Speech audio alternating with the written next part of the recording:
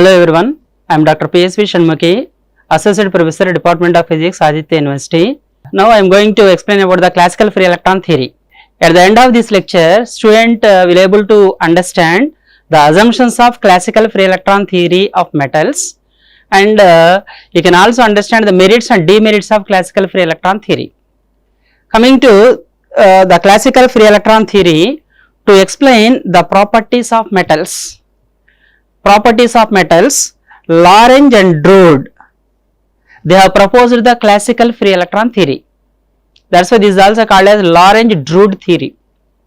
So according to this theory, means there are some assumptions in this theory. As per this theory, every metal contains a large number of valence electrons. Those valence electrons are free to move randomly in different directions. Just observe, say this is a metal, for example sodium. This contains 11 electrons. So out of these 11 electrons, the 10 electrons are loosely bound to the nucleus, whereas the 11th electron is in the the 10 electrons are tightly bound to the nucleus, the 11th electron is in the loosely bound state.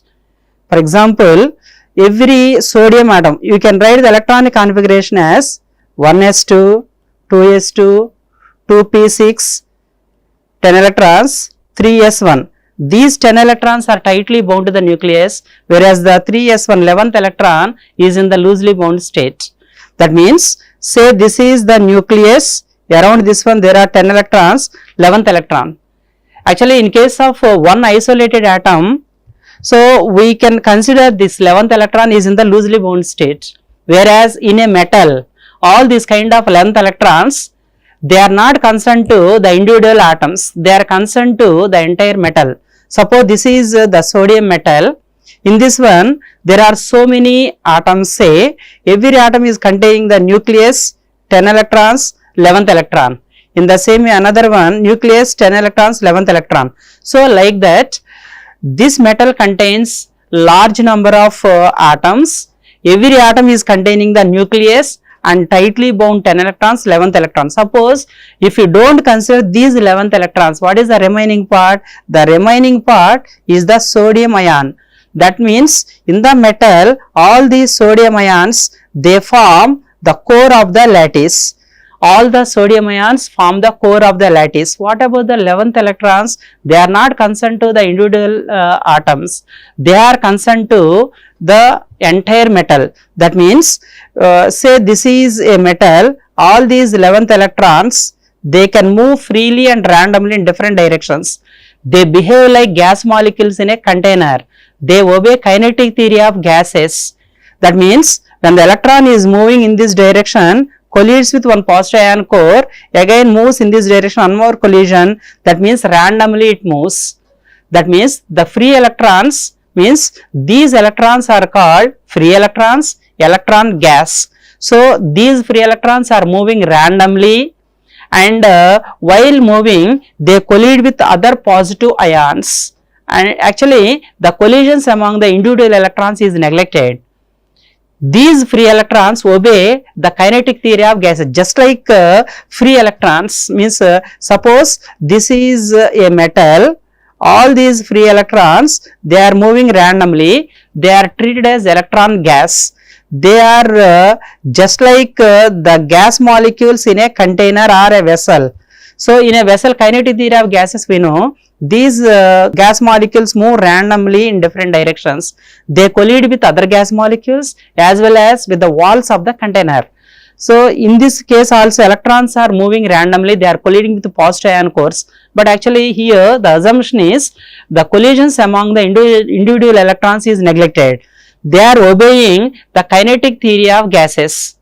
Kinetic theory of gases they are obeying. So what is the average kinetic energy of the electron? The average kinetic energy half mv square, it is equal to the average thermal energy 3/2 kT of a gas system at that temperature. Suppose at any particular temperature, the kinetic energy of the electrons in a metal is equivalent to the average thermal energy of a gas molecule in a gas system at the temperature. So like that, these electrons are obeying the kinetic theory of gases. So these are the assumptions. What are the assumptions we are taking? According to classical free electron theory, every metal contains large number of valence electrons. Those valence electrons are not concerned to the individual atoms, they are concerned to the entire metal. They move randomly in different directions, they collide with positive ion cores, and they obey kinetic theory of gases. They behave like gas molecules in a container. The average kinetic energy half mv square is equal to 3 by 2 kT. So these are the assumptions made in the classical free electron theory.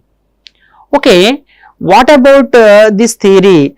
So what are the success of this theory? What are the failures of this theory? This theory successfully explained, it verifies the Ohm's law, it could able to explain the electrical and thermal conductivity of metals, and it could able to derive the Widman-French law, and it could able to explain the optical properties of metals, and it also explained say the paramagnetism. So these things are explained by the classical free electron theory. Actually this could able to explain some phenomena of metals or some properties of metals, whereas this theory failed to explain so many other phenomena of the metals, like say it failed to explain the specific heat capacity of metals, even though it could able to explain the paramagnetism, but it failed to explain the ferromagnetism, antiferromagnetism, etc. So and say this Widman-French law, it is giving the relationship between the electrical conductivity and thermal conductivity. So that is okay, valid at the moderate temperatures, but at very high and low temperatures it failed. So this could not explain that concept.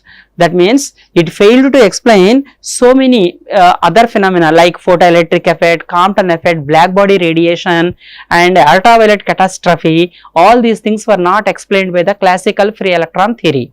These are the failures of classical free electron theory. So coming to the summary of this one, actually we have discussed the classical free electron theory. What are the assumptions in the classical free electron theory? What are the merits and demerits? Simply summarizing this one, every metal contains large number of valence electrons. Actually they are treated as free electrons or electron gas, and moreover these electrons are behaving like gas molecules in a container. They obey kinetic theory of gases, they move randomly, they collide with other positive ion cores, move randomly.